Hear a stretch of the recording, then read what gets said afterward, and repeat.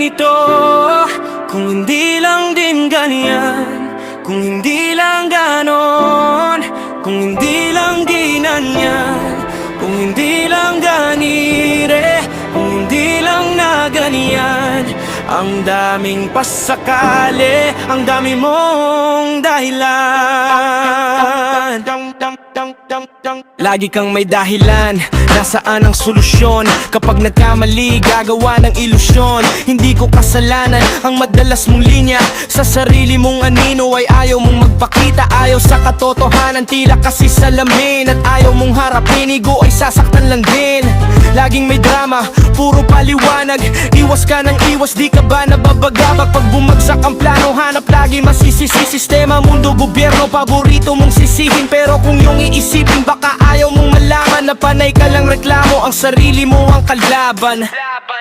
Kung hindi lang ganito, yan ang madalas masabi. Kung hindi lang ganon, yan ang madalas mangyari. Ang hindi mo nakikita ay ugat ng pangyayari. Ang sarili ang problema, ang sarili ang nagsabi. Na nasa kilos mo iyan at hindi lang sa eksena. Madaling kasing manisi, isa ka rin sa eksema. Umuulit lang ang siklo na uubos ng pruweba. Oras ay tumatakbo kaya wag kang patenga-tenga. Real talk, walang growth kapag peke ang galaw. Di uusad ang paa kung puro katanaw. Ang tunay na malakas, marunong yan umamin. Kung merong pagkukulang dapat mo itong hanapin. Wala ring mangyayari kung puros katingin. Kung hindi mo kikilusan ay para ka lang praneng. Walang ibang babago kung puro ka depensa. Ang tunay na panalo ay balanse ang opensa. Kung hindi lang ganito, yan ang madalas masabi. Kung hindi lang ganon, yan ang madalas mangyari. Ang hindi mo nakikita ay ugat ng pangyayari. Ang sarili ang problema, ang sarili ang nagsabi. Alam mo yan, wag itanggi. Alam mo ang kailangan, alam mo ang dapat gawin.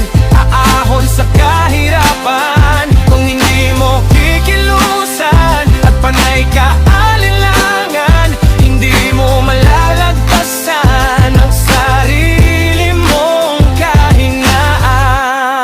Kung hindi lang ganito, yan ang madalas masabi. Kung hindi lang ganon, yan ang madalas mangyari. Ang hindi mo nakikita ay ugat ng pangyayari.